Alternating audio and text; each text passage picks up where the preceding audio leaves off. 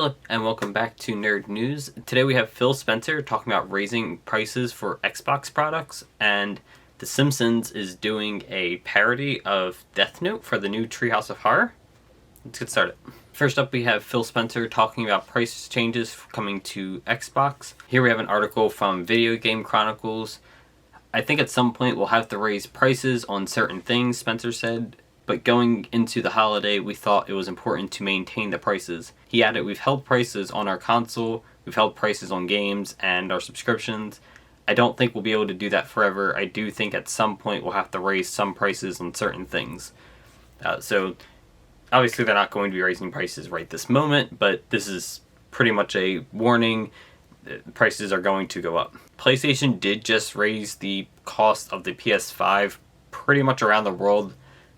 Everywhere except the US technically, although regular PS5s just haven't really been available. It's really just been the bundles which are more expensive, although they do come with the game, they still are more expensive.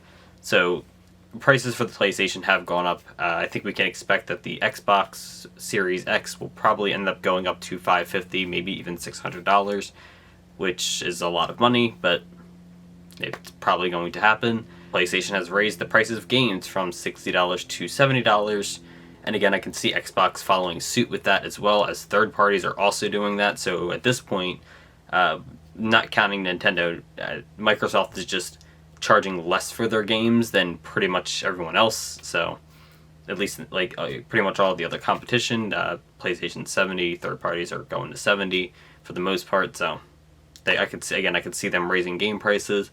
And we all know that eventually Game Pass is going to be more expensive. They cannot continue putting in games to Game Pass and make money. It's just going to happen. It does kind of suck because, prices going up is usually a bad thing, especially considering how much money Microsoft as a company just makes.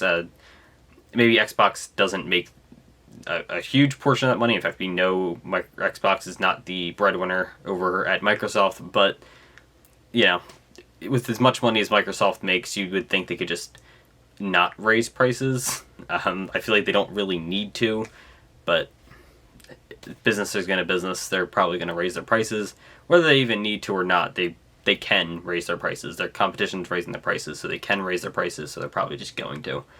They'll keep market pace. They've left it lower than the competition for about 6 months now, almost a year. Probably by the time they actually raise it, it'll be about a year of them being lower than the competition, so it is what it is. I don't particularly like it, but it's not the worst news in the world, I guess. Next up, we have an announcement for The Witcher Remake. This will be coming from Fool's Theory. We are currently working on remaking The Witcher using Unreal Engine 5, codename Canis Majoris. We talked about this before with that little graphic of projects in the works from CD Projekt Red. This being one of them. We didn't obviously know what it was, but this being one of them, and it has been revealed that it is a remake of the original Witcher game, which is cool. I haven't played The Witcher. I think this is the one that was PC exclusive. I know 3 came to console. I feel like The Witcher 2 came to console. I could be wrong on that, though. But I think this one was just PC. So if this comes to consoles, that would be pretty cool. I would like to play The Witcher, but I don't really want to start with the third one. I don't know if it matters, but I don't know. Something about starting with the third one bothers me. So a remake will be pretty cool, but this is years off. They even say they're trying to do it right. It's going to be a while before they can share more detail. I wouldn't expect to hear anything about this for 3 or 4 years. This seems to just be a very vague announcement. Honestly, it's probably just for hiring purposes for Fool's Theory. Sometimes they do that. They'll announce what they're working on just to draw up hype for the actual people making the game, in this case Fool's Theory, to attract people to come work on the game, because working on The Witcher Remake will be good for your resume.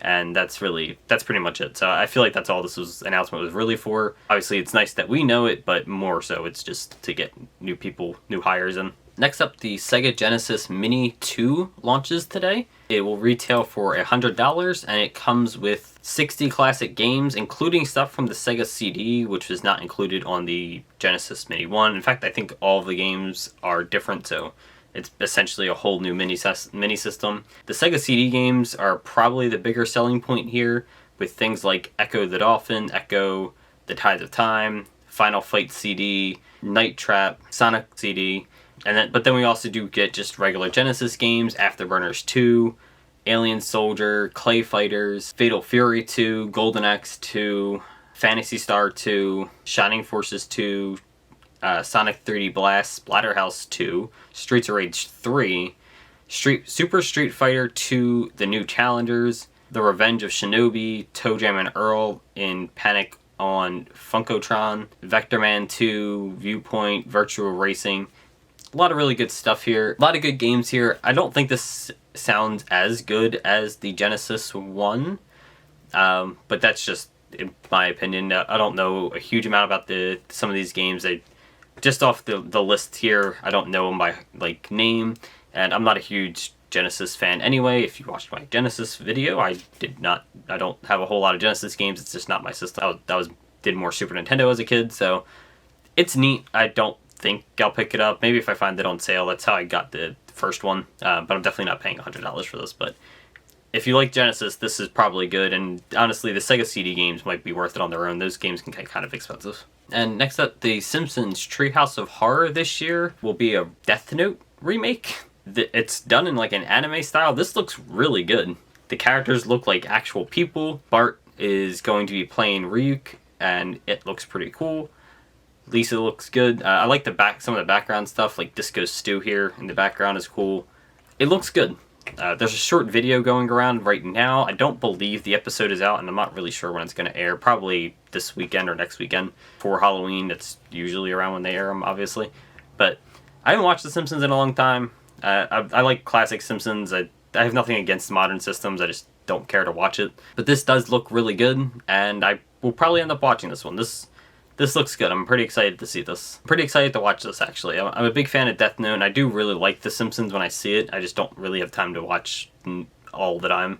I should really get caught back up on The Simpsons. It's been a few years, but I really should get caught back up because it's not as bad as people seem to think it is. This looks really good. I'm really excited for this one, and I believe it's going to be the whole episode.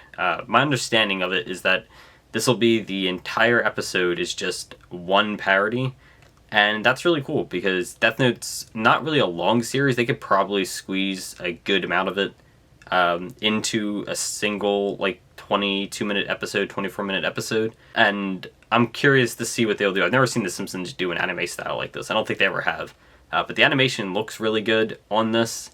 And I'm looking forward to this. I can't wait. This is good.